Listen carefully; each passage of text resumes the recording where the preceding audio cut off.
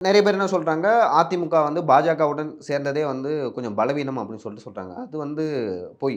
நாம வந்து ஆ parliament எலக்ஷனையும், assembly எலக்ஷனும் வந்து கம்பேர் பண்ணக்கூடாது. 2019 தான் வந்து அதிமுகவும், பாஜகவும் கூட்டணி வைக்கிறாங்க. அப்ப பாஜக எதிர்ப்பு அலை வந்து தமிழகத்தில் மிகப்பெரிய அளவில் இருந்தது. ஆ இப்ப இருக்கிற அமைச்சர்கள் எல்லாம் கருப்பு பலூன் வுட்டாங்க. கருப்பு சட்டை போட்டாங்க. கருப்பு கொடி காட்டுனாங்க. இப்ப வந்து மோடி அடிக்கடி வந்து போறாரு. ஆளும் கட்சியா இருக்கிறதால அவங்க பயந்துகிட்டு எதுவுமே பண்றதில்ல. கேட்டா நாங்க ஆளுங்கட்சியா இருக்கோம் அப்படின்னு சொல்லிட்டு சொல்றாங்க. ஆனா வந்து ஏடிஎம்கே வந்து ஒரே ஸ்டாண்டில தான் இருக்காங்க. நீங்க ஆளுங்கட்சியா இருங்க, எதிர்க்கட்சியா இருங்க. நாங்க பிரதமருக்கான மரியாதைய குடுக்குறோம் அப்படின்னு சொல்லிட்டு இருக்காங்க. அதேபோல அவ்வளவு எதிர்ப்பு அலைகள் மத்தியில 2019ல மிகப்பெரிய திமுக வெற்றி திமுக வந்து மிகப்பெரிய வெற்றி பெற்றது. நான் அதில வந்து தவறு எதுவும் சொல்லல. அது உண்ம. மிகப்பெரிய வெற்றி பெற்றது. ஆனா அசெம்பிளி எலக்ஷன் நீங்க பார்க்கணும்.